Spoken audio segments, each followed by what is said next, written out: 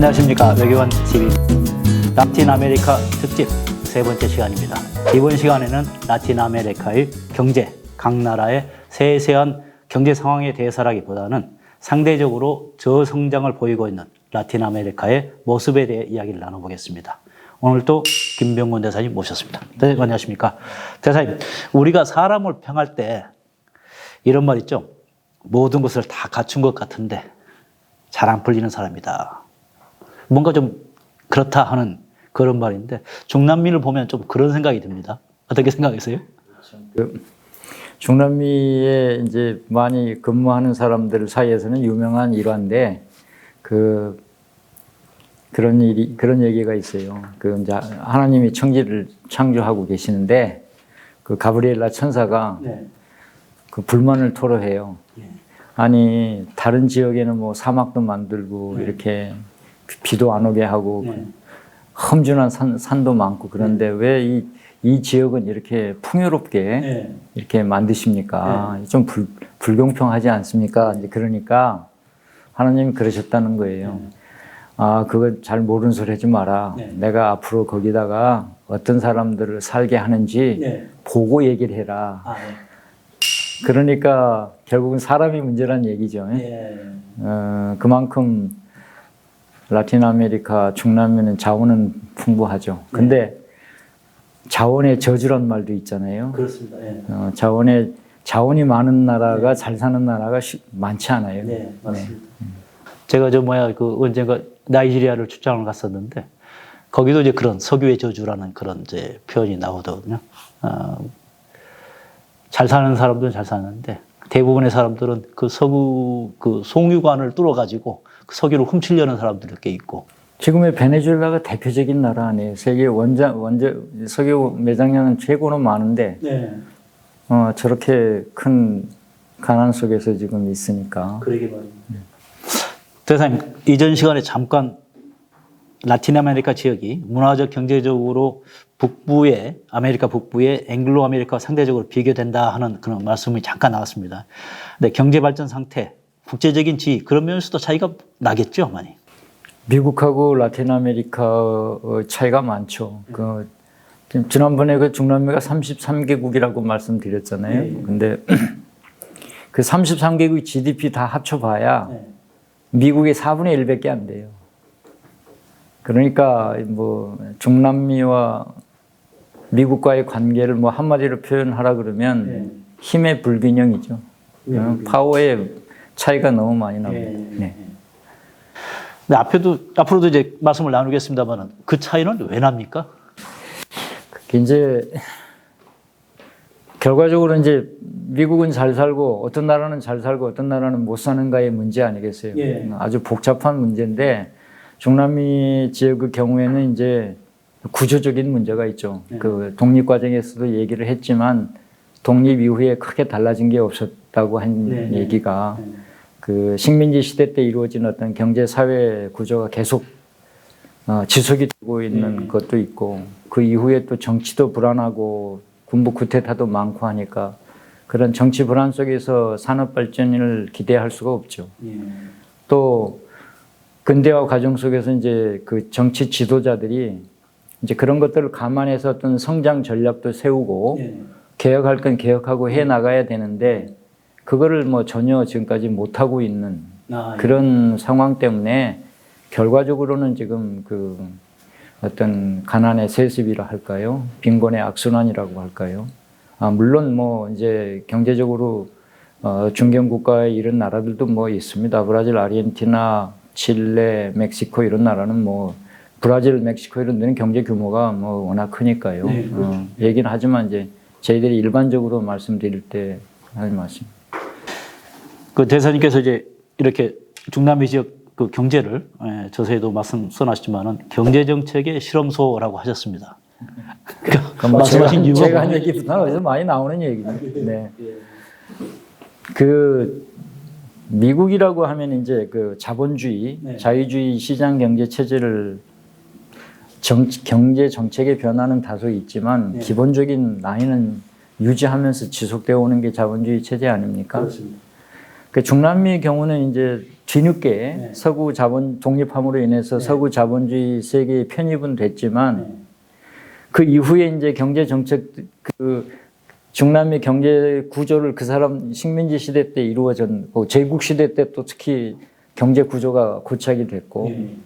농업 국가 위주로 네. 그러니까 경제가 그런 식으로 구조가 정해졌는데 그 이러한 정책을 이제 경제 정책을 시행하면서 처음에 19세기 후반부터 1929년도 대공황이 이루어질 때까지 대강 그때까지는 그야말로 그 우리 경제학에서 그 데이비드 리카르도의 비교 우위 무용론 네. 들어보셨죠? 네. 그러니까 순순한 자유주의 이론 아닙니까? 네. 그러니까 자기 나라가 경쟁력이 있는 상품에 투자를 해서 네. 그거를 중심으로 수출을 하게 되면 다른 나라들도 다 같이 이렇게 잘 살게 된다. 네. 이제 그런 논리이기 때문에 그야말로 경쟁의 논리죠. 네.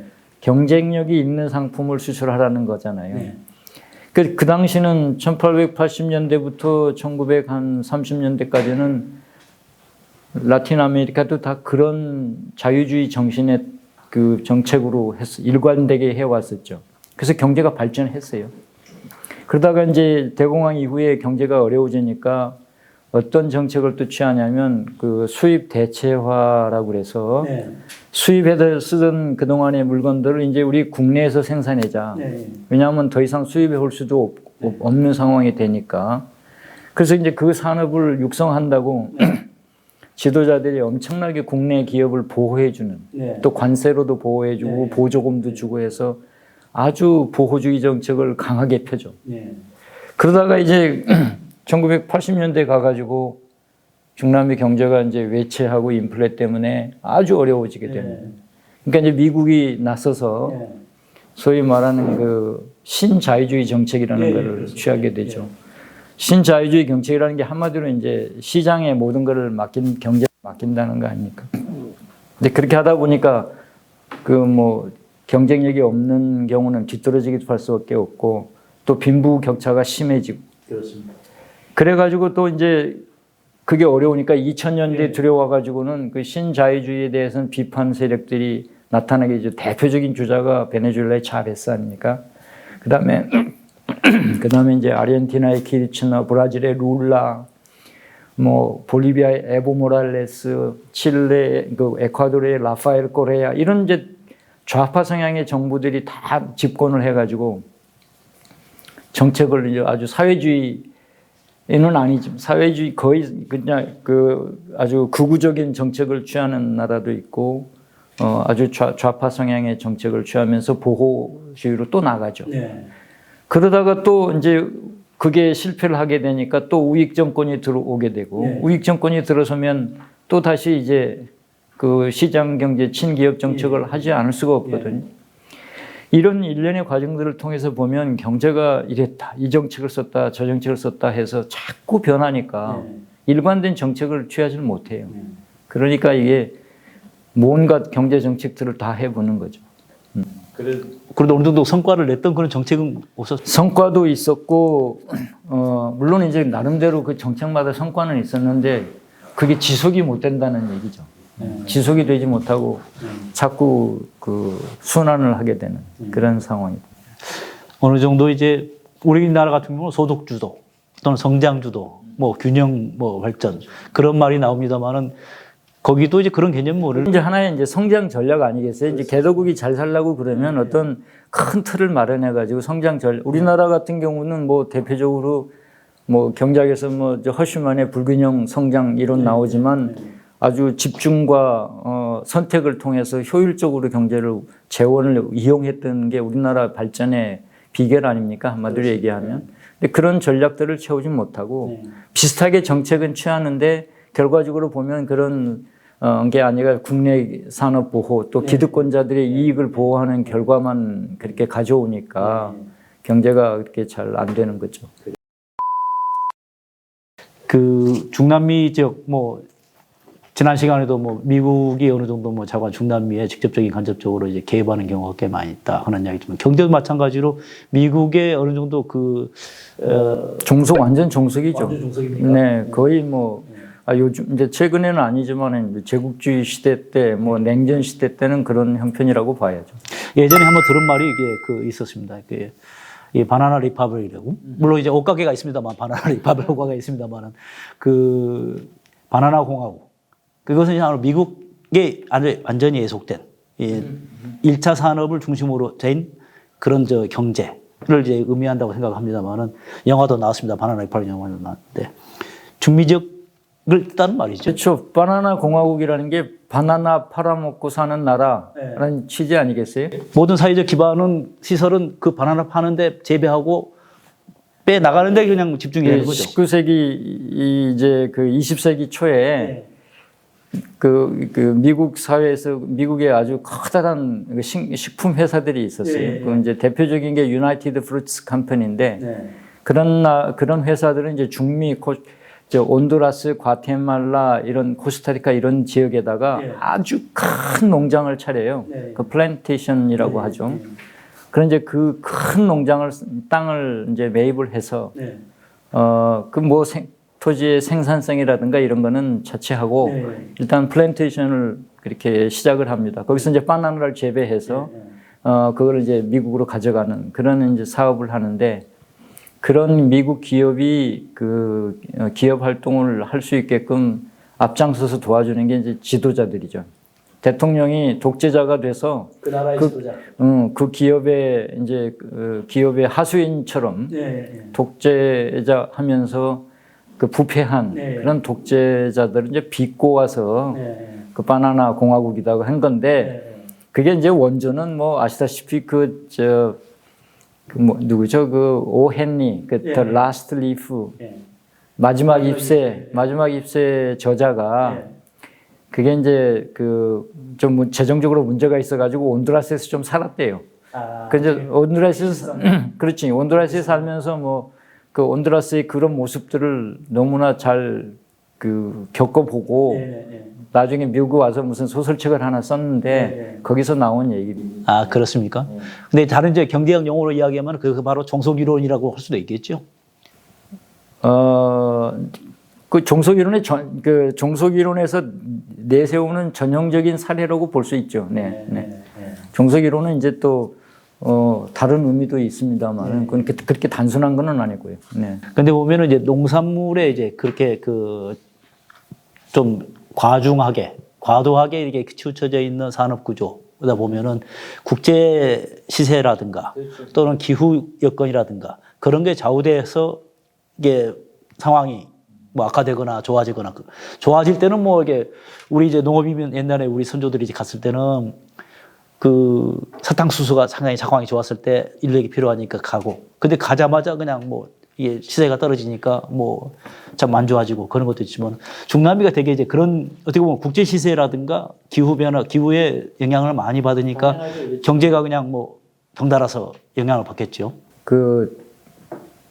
많이 출렁이죠. 이제 대외 여건에 따라서 이제 1차 산업을 경제 구조고 그거 1차 상품들을 수출해서 기본적으로는 이제 먹고 사는 그런 경제 구조이기 때문에 물론 다 그렇다는 건 아닙니다. 브라질 칠레 공업도 많이 발달해 있습니다만은 가장 중요한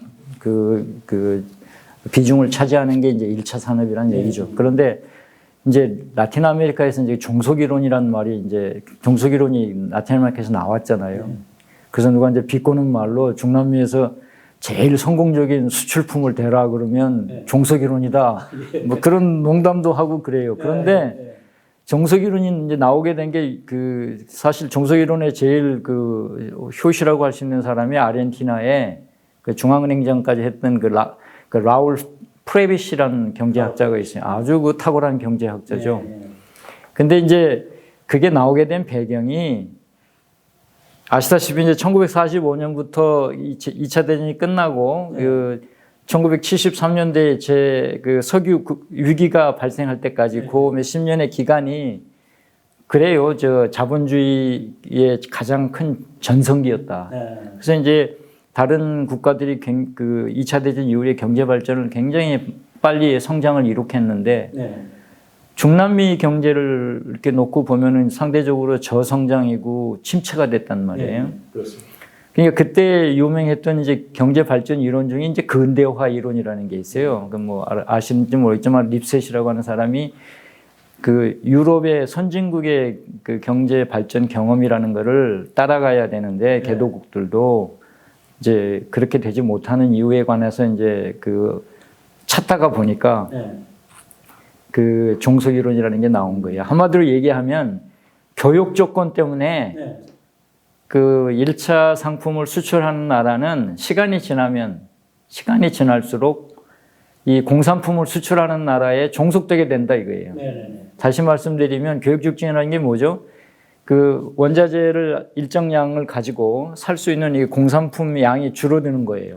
그 상대적으로 이렇게 가난한 1차 상품 파는 국가들의 이익이 시간이 지날수록 공산품 파는 국가, 그 종속 이론에서는 이제 주변부 국가, 중심부 이렇게 나누는데 이 주변부의 이익이 중심부로 다 이전을 해서 장기적으로는 이 주변부 국가가 중심부 국가에 종속되게 된다. 그러면 어떻게 해결해야 되느냐? 뭐 여러 가지 이제 수입 대체 산업화를 해야 되고 뭐 그 경제 통합을 이루어야 되고 뭐 이렇게 얘기를 하지만 기본적인 거는 국제 경제 체제가 잘못됐다는 거예요. 그렇게 말하는 그렇죠. 그러니까 유럽 주도하에 그런 미국 주도하의 경제 체제가 국제 경제 체제가 잘못되어 있으니까 그거를 바꿔야 된다 그러는 거죠. 그러니까 어떻게 보면 종속 이론이라고 하는 거는 그 저발전, 저성장의 원인을 자기 내부에서 찾는 게 아니고 그런 외부적인 운동장이 기울어졌다는 이야기죠. 그렇죠. 외부적인 책임을에다가 논하는 거니까. 근데 그 종속 이론을 이제 반박하는 사람들 아니 그럼 뭐 아시아 한국이나 대만이나 이런 나라들은 똑같이 시작했는데도 저 아주 후진국에서 오늘의 발전을 이루었는데 그럼 어떻게 설명할 거냐 그런 얘기가 나오죠.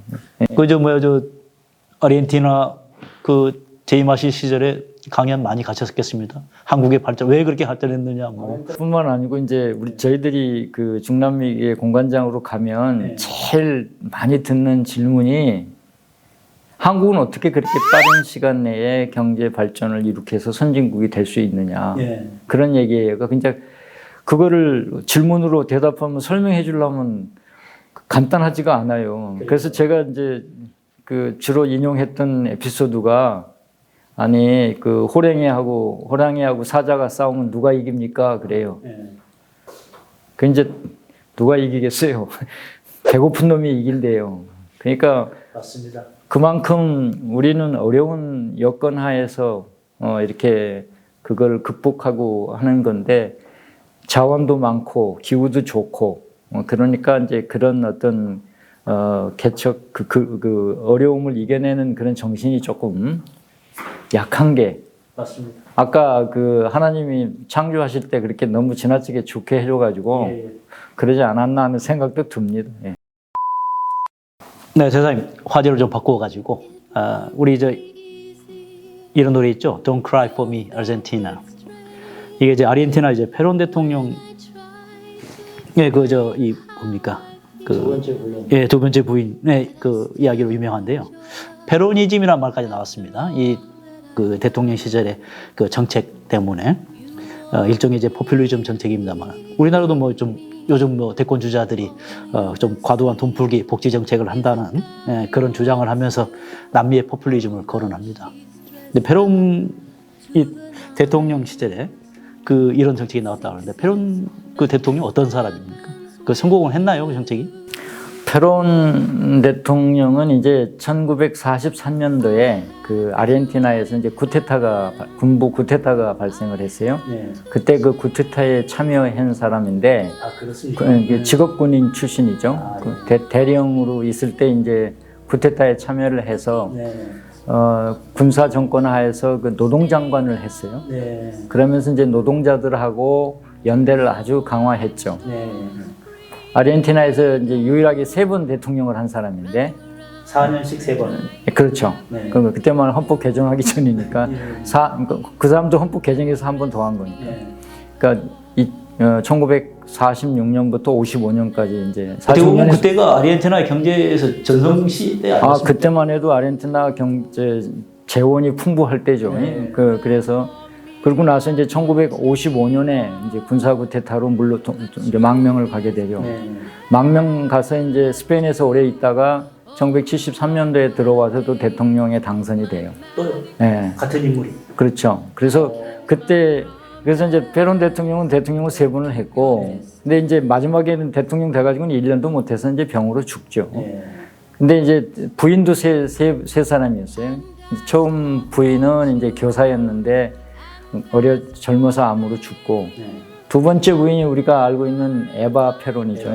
애칭으로 이제 에비타라고 그러는데 네. 이제 그게 그 Don't Cry For Me 아르헨티나는 이제 미국에서 그 뮤지컬로 그 네. 에비타를 이제 생각하면서 만든 그 뮤지컬 아닌 거기 주제곡인데 그 페론 대통령이 이제 쉬운 5살 먹었을 때 이제 그때 에바 페론은 이제 26살짜리 그 이제 시골에서 무작정 상경해가지고 언론계에 이제 주로 많이 얼굴을 피고 이제 영화에도 좀 관심을 갖고 라디오 방송에 아주 재질이 있었어요. 예. 그래서 이제 그 이름을 날리고 있었던 연예인 지금으로 말하면 그 사람하고 이제 페론하고 어떻게 어떤 행사를 통해서 만나게 돼서 그때부터 연인 사이로 발전을 했는데. 그 에바 페론이 불우한 성장 과정을 거쳤거든요. 네. 그 아주 불우한 어린 시절을 생각하면서 이제 자기가 이제 페론이라고 하는 그런 지도자를 만나가지고 네. 자기가 하고 싶어 했던 모든 그 선심 정책포, 선물, 복지, 이 에바 재단이라는 걸 하나 만들어서 국가기관은 사실은 아닌데 에바 재단을 만들어가지고 예산이 무슨 충당되는 것도 아니고 기본적으로 기업인들한테 돈 그 받고 이래가지고 이제 각 지역에다가 학교도 짓고 네. 또 의료 시설도 하고 뭐 선물도 주고 그런 그러니까 이제 대통령의 영부 1호로서 그런 역할을. 그렇죠. 네. 에바 재단을 만들어서. 그러니까 그런 이제 선심 정책을 해서 뭐 인기는 대단했죠. 네. 그래서 지금도 에비타에 대해서 뭐 에비타 하면 성녀 취급하는 사람들도 있고요. 네. 또 뭐 악녀 취급하는 사람도 있고 네. 그 엇갈려 있습니다. 그러면 이제 그 좀 약간 저 하는 기업들한테도 많은 돈을 이제 그 또 한테도 받고 또 노동자들한테도 기업들은 뭐 자발적으로 돈을 냈을까요? 그러니까 이제 그걸 또 일부 그 영화에서 세금으로도 떼고 그다음에 노동자들이 월급에서도 일부 떼가지고 그게 기금으로 만들어서 그게 엄청난 규모의 기금이 형성되니까 그걸 가지고 이제 에바 페론이 이렇게 뭐 선물도 하고 학교도 짓고 그런 거. 기금과 세금, 재원이 이제 그렇게 그런 걸로 됐어요. 아르헨티나는 심지어 뭐 수출하는데 수출세까지 매겼다고. 지금 수출세가 많죠. 수출하는데. 아르헨티나 지금 콩이 제일 큰 수출품인데 그게 지금 수출세가 33%나 돼요. 그러니까 33만 불을 같이 팔면 3,300불은 이제 정부 세금으로 내야 되고 그 다음에 이제 밀이나 옥수수 이런 것도 한 12% 정도 됩니다. 그러니까 우리나라의 경우는 이제 수출을 하려면 장려도 하는데 거기는 수출을 하려면 국가에다 세금을 내야 돼요. 그만큼 이제 그 경쟁력이 있다는 얘기죠. 그리고 재원이 거기에 중요한 재원이기 때문에. 그렇습니까? 어떻게 보면 이 페론의 그 경제 정책의 밑받침하는 재원도 수출세에서도 나왔었겠네요. 그 당시는 그것뿐만 아니고 이제 그 전에부터 이제 많이 축적된 이제 그 곡물 수출로 인한 그 이득이 있었고 또 아르헨티나는 2차 대전, 1차 대전, 세계대전에 참여한 적이 없어요. 그러니까 2차 대전 때도 참여를 안 해가지고 이제 그 곡물 수출하는 국가니까 전쟁 국가들한테 많은 수출을 해서 돈도 벌었고 또 전쟁이 끝나고 나서 나치들이 제일 많이 온 데가 아르헨티나예요. 그 사람들이 유태인들의 재산이라든가 가지고 아르헨티나로 많이 갔죠. 그럼 독일계가 지금 많이 있겠네요. 독일계도 많고요. 독일계도 아르헨티나 내에 독일 커뮤니티가 큽니다. 유태인 커뮤니티도 크고. 그래서 이제 페론이 했던 정책은 이제 노동자 복지를 크게 증대시킨 뭐 임금도 인상하고 뭐 아무튼 그 유급 휴가제도 허용하고 노동자들의 지위 향상을 향해서 많은 노력을 했죠. 복지 정책 크게 펴고 또 많은 그 산업을 국유화했고 그 다음에 이제 아까도 얘기했지만은 그 대공황 이후에 그 수입 대체 산업화 네, 네. 이런 거를 아주 적극적으로 해가지고 국내 기업들한테 대한 보호를 엄청나게 해줬어요. 그래서 그런 과정 속에서 경제가 발전하긴 했어요. 네, 네. 공업화가 이루어졌다고 어느 정도는. 이제 그게 오래 지속하지 못했던 거지. 그러니까 페론이 지금 포퓰리즘의 대명사로 이렇게 통하고 네. 그 지탄받는 이유 가장 큰 이유는 노동자의 복지를 증진했다고 하면 좋죠. 네. 그다음에 또 국내 기업도 보호해서 잘 됐으면 좋은 거고. 근데 문제는 이제 노조를 네. 정치 세력화하는 거예요. 네. 그래서 정치에서 중요한 세력으로 자리를 잡게 돼요. 시간이 갈수록 노조의 힘이 커지게 돼요. 네. 네. 지금까지도 노조의 지지 없이 네. 정권을 창출한다는 게 굉장히 어려워요. 네. 그리고 설령 정권을 창출해도 한 번도 성공적으로 임기를 마친 대통령이 딱 한 번 있었어요. 마지막에 마크리 대통령이라고 최근에. 그렇지만 거기도 엄청난 많은 채무를 안겨놓고 네. 실패한 대통령으로 끝난 거죠. 그 지금은 또다시 페론당이 집권을 했어요. 아, 그렇습니까? 그렇죠. 네. 페론 그 키르치너 대통령이라고 그 부부 대통령이 또 하나 있네요. 네. 아, 예, 있습니다. 예. 키르치너 대통령이 이제 2000년인가 2001년도인가 대통령이 되고 나서 부인이 크리스티는 건 뭐? 한 번 지나고 나서 그 부인이 대통령이 됐죠. 예. 부인은 또 연임했어요. 연임을 했어요. 예. 그러다가 지금은 그 대통령이 지금은 부통령이에요. 아, 그렇습니까? 예. 그냐면 그 당시 키르치너 대통령 때 비서실장 하던 사람이 네. 대통령이 됐고 예. 크리스티나 페르난데스가 대통령에 출마를 안 하고 이 사람의 부통령 런닝메이트로 들어가서 부통령이에요 지금. 예. 그러니까 우리들로서는 조금 이해하기 어려운 측면도 있죠. 그러니까 포퓰리즘이라고 하는 게 아까 얘기한 대로 그런 노조를 정치 세력화 해가지고 이렇게 정치 참여를 너무 허용을 해서 정치 세력화하니까 노조의 힘이 너무 커가는 게 잘못된 거고 그게 장기적으로 갈수록 더 하잖아요. 두 번째는 이게 이제 포퓰리즘의 특징을 얘기해야 됩니다. 돈을 많이 쓴다고만 해서 포퓰리즘은 아니에요. 포퓰리즘의 가장 큰 특징은 물론 이제 카리스마 있는 지도자가 필요하잖아요.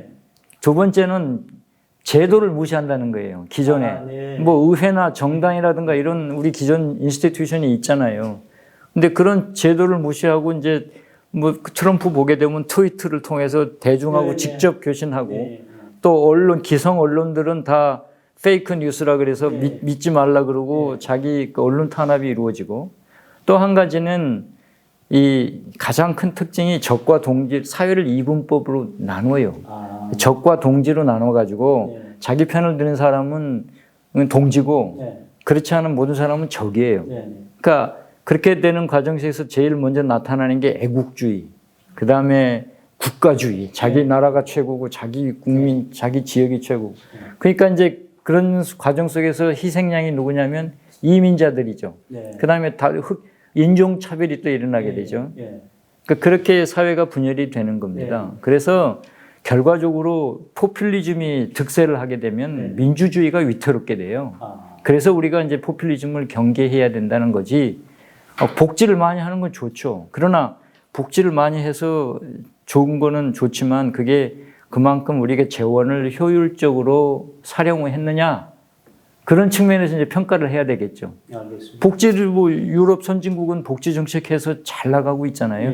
그러니까 복지 정책을 많이 편다고 해서 포퓰리즘이다 이렇게 얘기하는 건 조금 곤란하고 어떤 성격을 보이느냐에 따라서 그렇게 맞습니다. 구분을 해야 된다 이렇게 봅니다. 페론이 그렇게 했기 때문에 그때는 잘 나갔어요. 그래서 46년에서 55년도에 그만두고 나서부터 1950년도부터 아르헨티나 경제는 쇠락의 길로 걸어요. 왜냐하면 페론이 했던 정책이 장기적으로 이렇게 지속이 되다 보니까 그러니까 조직화되고 또 그렇죠. 또 노조 위기임이 커지니까 정책을 다른 정책을 펼 수가 없는 거죠. 수도 없고 또 복지 예산 줄일 수도 없고 그렇게 안 하면 정권을 받지 못하고 결과적으로 이제 우리도 그런 면에서는 그러니까 또 외채가 늘어나고 자꾸 그렇죠. 경계를 해야 되지 않을까 그런 생각도 듭니다. 선생님 최근에 한 가지 어디 자료를 보다 보니까 대사님께서 물론 이제 아르헨티나 주재 대사를 최근 하셔서 여쭤보는 건데 근대 세계사에서 100년 정도의 그 기간 동안에 후진국에서 선진국으로 올라간 나라가 19세기, 20세기에 걸쳐서 일본. 그 다음에 이제 20세기 이후에는 물론 한국이나 대만도 들어가겠죠. 물론 이제 아직 우리나라 사람들이 한국이 선진국이다 해서 인정을 안 하신 분들이 꽤 많겠지만은. 몽실상부는 선진국이죠. 예. 반대로 선진국에서 후진국으로 떨어진 나라가 아르헨티나다. 그런 말을 하게 되고. 또 이제 선진국, 후진국 구분을 네 가지로 나눈답니다. 선진국, 후진국, 일본, 아르헨티나. 이게 이제 뭐 한 20세기 이야기겠죠. 그 얘기를 한 사람이 네. 그 노벨 경제학상을 수상한 사이먼 쿠즈네츠라고 예. 경제 그 발전에 관한 그 학자로 유명하죠. 예. 그 사람이 그런 얘기 했어요. 대단히 동감하세요? 글쎄요.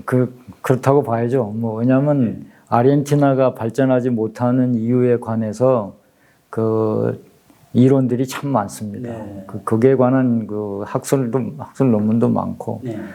그 아르헨티나가 참 이해하기 어려운 사회라는 얘기들 참 많이 하는데, 네. 그 유명한 일화가 있어요. 그 이제 어느 책에 서문에 나오는 얘기인데, 네. 아르헨티나에 부임한 대사 둘이 이렇게 대화를 나누는데, 네. 이제 부임한 지 한 5개월 된 대사가 다른 대사한테 불만을 토로합니다. 도대체 이 나라에 부임한 지 5개월이 돼 갔는데 도대체 뭐가 어떻게 되는 건지 하나도 모르겠습니다. 이렇게 이제 복잡하다는 얘기죠.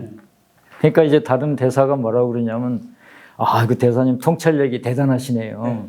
전 여기 5년 됐는데요. 아직도 똑같은 결론입니다. 그만큼 아르헨티나 사회는 이해하기 어렵다. 뭐 아르헨틴 퀘스천, 뭐 아르헨틴 리들, 수수께끼 이런 얘기로 하게 되죠. 그 지금 아르헨티나가 이제 100년 동안에 어떻게 변하느냐를 구분해 보려면 1880년도부터 1980년까지 100년을 놓고 봅니다. 1880년도부터 1980년까지 나눠가지고 그걸 이제 50년씩으로 나누면 1880년에서 1930년까지가 50년 아니에요. 그 다음에 후반기 50년이 있고 전반기 50년은 아르헨티나 경제가 그야말로 선진국이었어요. 선진국. 그래서 그 당시는 1920년대만 해도 미국, 영국, 스위스 이런 데와 세계 5대 부국 중에 하나였던 건 틀림없는 사실이에요. 아르헨티나가 이제 그 경제 발전에서 분기점이 된 게 이제 그 대공황과 2차 세계대전 사이의 그 경제 변곡점이라고 얘기를 합니다. 이제 그때부터 아르헨티나 경제가 변화하기 시작해서 1950년을 기점으로 해서 그 나머지 50년은 쇠락의 길로 걸어가죠. 전반기 때는 통계로 보면 한 5, 6%의 성장을 계속했던 50년이었고 후반기 때는 평균 성장률 다 합쳐봐야 1%도 안 되니까 다른 나라들과 비교해 보면 상대적으로 많이 뒤처지게 된 거죠. 그렇게 이제 구분을 할 수가 있겠습니다. 그런데 그렇게 아르헨티나가 이제 1950년대부터 경제 쇠락의 길로 가게 된 그 책임의 한 복판에는 역시 페론이 있어요. 그 페론 정책이 아까 노조를 그 정치 세력화했다고 했잖아요. 근데 그 페론이 그 시행했던 그 정책들이 이제 장기적으로 지속이 되고 또 그 노조 세력이 조직화되다 보니까 나중에는 이제 바꾸기가 어려워진 거죠. 그런 측면도 있지만은 어떻게 보면은 베네수엘라 같은 경우는 우고 차베스가 이제 선거를 해서 대통령이 돼가지고 그 풍부한 석유 자원을 이용해서 어떻게 보면 거기는 상당히 이제 말씀하신 이제 포퓰리즘에서도 다른 차원의 포퓰리즘. 과격한 포퓰. 뭐고 이게 돈을 쓰고 거의 뭐 이게 국민들에게 그냥 뭐 현금을 뭐 나눠주는 식의 그런 식이 됐지 않습니까? 조금 다른 의미죠, 그거 어떻게 보면은 포퓰리즘에 하더라도. 그거는 뭐 이제 그 차베스가 이제 그 1998년도에 이제 선거에서 돼가지고 1999년도부터 대통령을 하면서 10몇 년간 했죠. 그 헌법을 2번 고쳐가지고 이제 4선 하다가 임기 못 채우고 이제 암으로 죽었는데 이제 그 사람이 취임 일성이 이제 21세기 사회주의. 그래가지고 그 베네수엘라 국가 이름도 바꿔요. 예. 그 볼리비아 국가 이름이 리퍼블릭 오브 베네수엘라가 아니라 예. 볼리비안 리퍼블릭 오브 베네수엘라 이래요. 볼리비아 공화 국가 뭐 이런 식이 되죠. 왜 볼리비아 이름을 도전? 그 이제 그 차베스한테는 시몬 볼리바르가 아주 우상이고 시몬 볼리바르가 꿈꿨던 그런 아메리카 하나의 통일된 아메리카를 자기는 사회주의식으로 이루어 나가겠다는 게 이제 그 차베스의 꿈이었죠. 그 허망하게 끝나고 비참한 결론을 맞았지만 그 볼리바르가 그 차베스가 썼던 정책은 그 유명한 이름이 있어요. 그 사람이 붙인 이름인데 볼리바리안 이미지 그 이름이 불바리안 이미지스든가 뭐 해서 그 많은 의료 이제 보건 복지 정책이죠. 그런 정책을 썼는데 그때 이제 차베스가 1999년도에 대통령에 당선되고 나서 중남미 칠레, 아르헨티나, 브라질, 볼리비아, 남미 거의 대부분의 나라가 콜롬비아만 빼고는 전부 좌파 정권이 집권을 했어요. 그래서 그 당시 이제 1999년도부터 2000년대 그때를 우리가 이제 그 핑크 타이드라고 그러는데 그러니까 핑크 물결? 그 중남미는 좌파가 무슨 그 아까 얘기했듯이 막스 레닌주의식의 그런 빨간 공산주의는 아니거든요. 그래서 이제 핑크색이 물들어서 사회주의 정책을 취하는 건데 특히 이제 차베스는 과격한 포퓰리즘이스트자 과격한 그런 그 사회주의 정책을 취했던 거죠.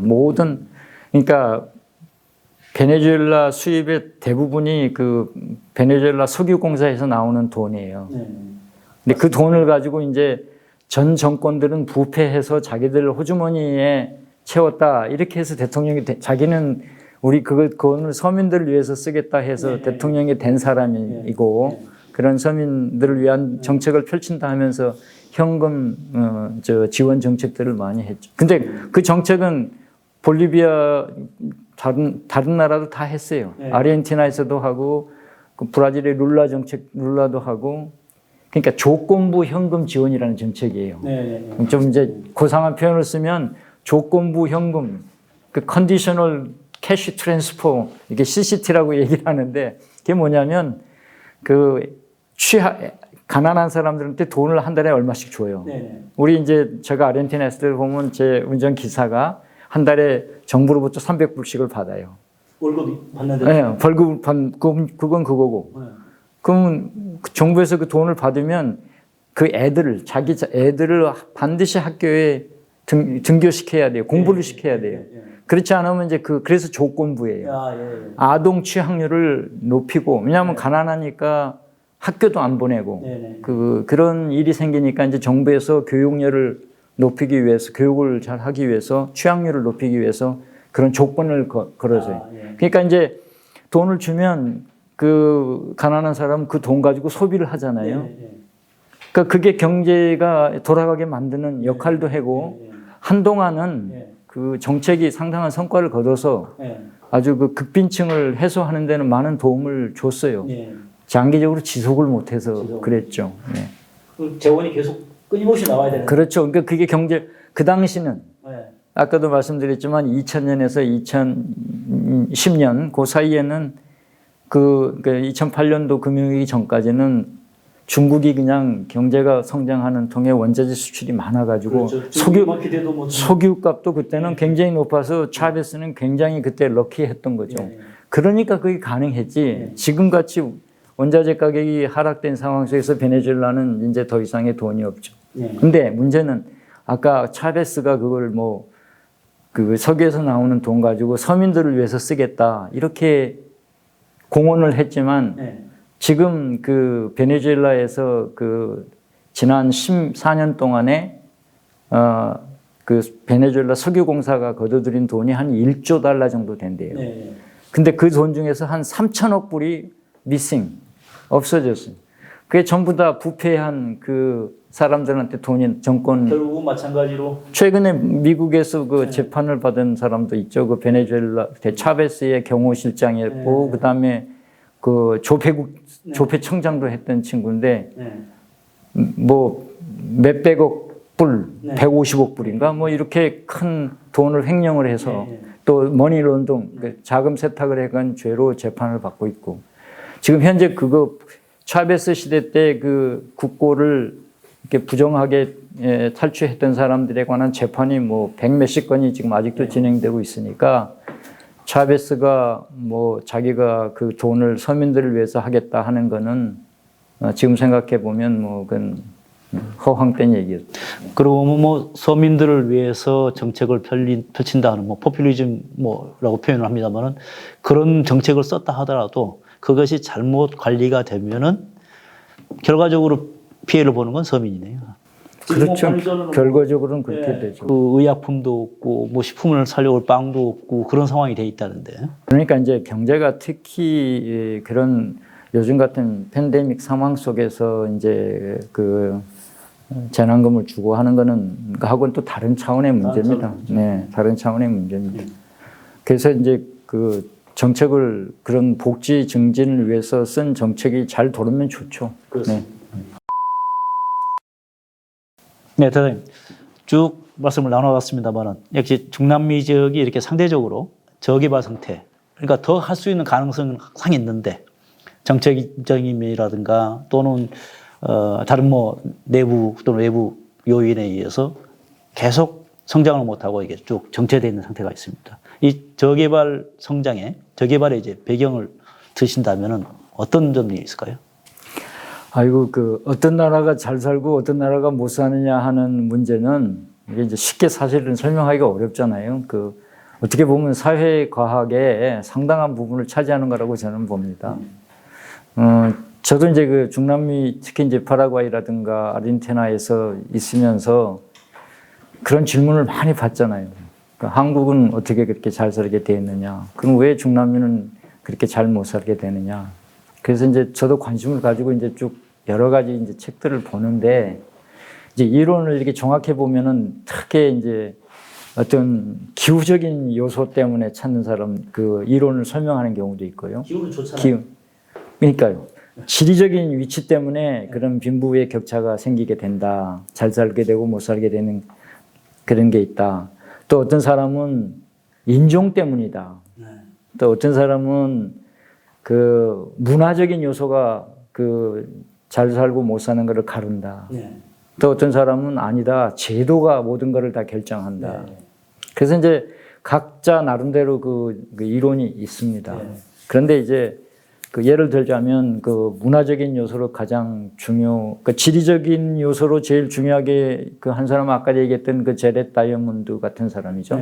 그 지리적인 가설을 내세워서 어느 지역에 있느냐에 따라서 그렇게 발전의 차이가 생겨나게 됐다. 이제 그렇게 설명하는 분도 있고 또 문화적인 측면을 제일 강조하는 게 우리 잘 알고 있는 그 막스 베버라는 분 있잖아요. 사회주의 학자가 옛날에 그분이 그 유명한 책을 하나 썼잖아요. 그 프로테스탄티즘의 윤리와 자본주의 정신. 그래서 오늘날의 서양 사회가 발전하게 될 수 있었던 거는 종교혁명의 결과로 이 프로테스탄티즘이 강조하는 윤리, 정직, 근면, 성실 이런 것들이 자본주의 발전에 꼭 필요한 요소 정신이다. 그거에 비해서 카톨릭의 경우는 자본주의와는 그렇게 합치되는 측면이 적다. 그래서 이 프로테스탄티즘을 실현한 국가들의 경우는 그 어느 나라나 거의 다 잘 산다. 대부분. 그러나 이 카톨릭 스페인이 퍼뜨렸던 중남미에 퍼뜨렸던 카톨릭의 경우는 그렇게 잘 살지 못한다. 심지어 아시아에 있는 필리핀까지도 카톨릭 국가였잖아요. 스페인 식민지였으니까. 그래서 그게 잘 경제 발전에 성공하지 못했다. 이런 얘기가 나옵니다. 그래서 이제 그런 문화 종교적인 차원에서 찾는 사람도 있고, 그 사뮤엘 헌팅턴 같은 사람도 대표적인 문화론자잖아요. 그 다음에 이제 그보다도 이제 요즘에 제가 볼 때도 제일 그 많이 그 점수를 주고 싶은 것이 이제 제도적 측면인데, 우리나라와 비교해 보면 그 다른 이론들이 다 맞지 않아요. 그렇지 않습니까? 우리나라 북한하고 남한이 문화가 달랐습니까? 뭐 지리적으로 달랐습니까? 뭐 기후가 다릅니까? 인종이 다릅니까? 오직 다른 거는 제도가 다른 거잖아요. 그렇죠. 그래서 오늘날의 남북을 갈라놓는 그런 차이가 된 건데, 그래서 이제 요즘에는 그 제도를 중시하는 학자들이 많이 나오는 것 같아요. 여러분 Why Nations Fail 하는 거, 국가는 왜 실패하는가 책을 쓴 그런 이제 그 데런 에스모글루 그런 MIT 교수 같은 분이 대표적인데, 그런 사람이 쓴 거 보면 이제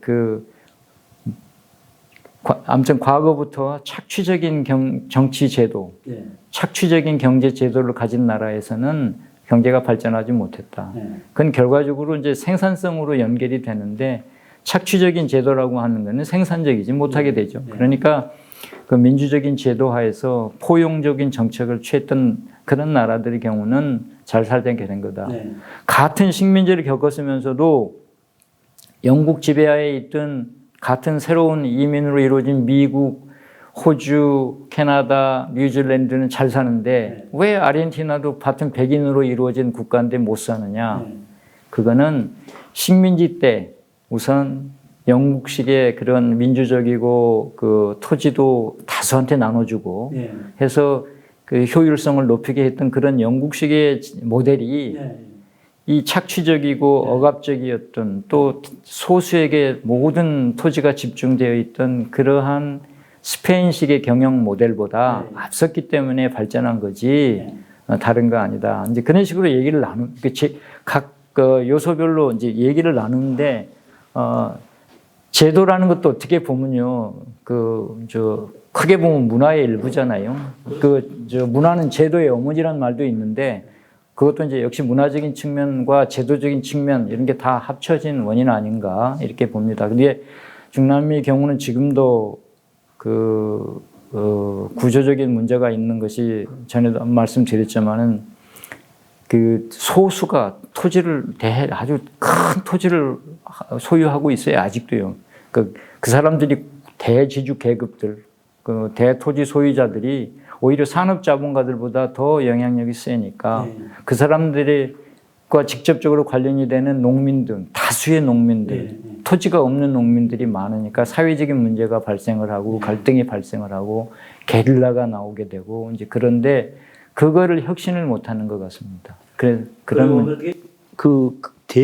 대단위의 큰 토지를 소유한 어떻게 보면 그 가족이, 대지주 가족이 뭐 많지는 않지 않겠습니까? 소수지 않겠습니까? 소수입니다. 극히 과도 손가락을 셀 수 있다든가 단지 몇 프로의 사람들이 한 자리 숫자의 사람들이 토지의 70%를 이렇게 소유하는 그런 그 사람들이 상황. 정치적으로나 경제적으로나 모든 그게 나라를 지배할 정도가 되는 거죠. 그렇죠. 그런 사람들이 모임이 있어서 정치적으로 영향력을 행사하게 되는 거죠. 그래서 필리핀 같은 경우도 보면은 몇 가문이 나라를 좌지우지한다 그런 표현도 나올 정도. 중남미에서도 지금 이제 그런 게 특별히 많죠. 그게 이제 그걸 이제 개혁을 해 나가야 될 텐데 그걸 제대로 지금 하기가 어려운 상황 속에 있고, 또 이제 그런 사회 구조 속에서는 불평등이 고착화 될 수밖에 없는 것이 사회적 이동성이 굉장히 적어요. 그러니까 노동자 계층에서 그 사회적인 지위를 진출하려면은 그게 어렵죠. 굉장히 어려운, 그게 이제 악순환이 되는 겁니다. 네, 지금까지 라틴 아메리카의 경제에 대해서 알아봤습니다. 왜 북미 지역은 부유한데 중남미 지역은 아직 저개발 상태에 있는 데에서도 말씀 나눠봤습니다. 다음 시간에는 라틴 아메리카와 미국과의 관계에 대해서도 이야기를 할 텐데요. 라틴 아메리카 사람들에서 미국은 선망과 원망의 대상으로서 두 얼굴을 가지고 있지 않는가 생각이 듭니다. 중미 여러 나라 사람들은 미국으로의 이주를 위해 목숨까지 걸고 이동하고 있고, 많은 국가가 미국의 원조에 의존하고 있습니다. 미국은 전통적으로 라틴 아메리카를 미국의 백야드, 즉 뒷마당으로 간주하고 라틴 아메리카에 대해 강력한 영향력을 행사해 왔습니다. 19세기 말에는 스페인과 전쟁을 통해 멕시코의 많은 부분과 쿠바, 필리핀 등을 얻어내었고, 20세기에는 소련의 쿠바 미사일을 꺾었고, 니카라과 내전, 파나마 개입, 그라나다 침공 등 직접적인 무력 행사도 있었습니다. 최근에는 중국의 진출이 확대되면서 갈등이 증대하는 추세에 있습니다. 다음 시간에도 김병곤 대사님을 모시고 라틴 아메리카와 미국과의 관계에 대해서 알아보는 시간을 갖겠습니다. 지금까지 외교관 TV를 시청해 주셔서 감사합니다. 구독과 좋아요 부탁합니다.